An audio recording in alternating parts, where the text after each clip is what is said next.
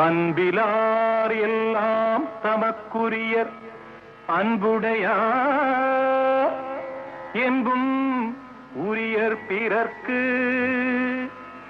தெய்வத்தானாகாதெனினும் முயற்சி தன்மை வருத்த கூலி தரும். ஒன்றே குலமென்று பாடுவோம், ஒருவனே தேவனென்று போற்றுவோம்.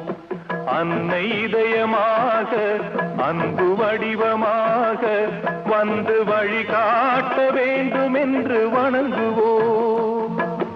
ஒன்றே குலமென்று பாடுவோம், ஒருவனே தேவனென்று போற்றுவோம்.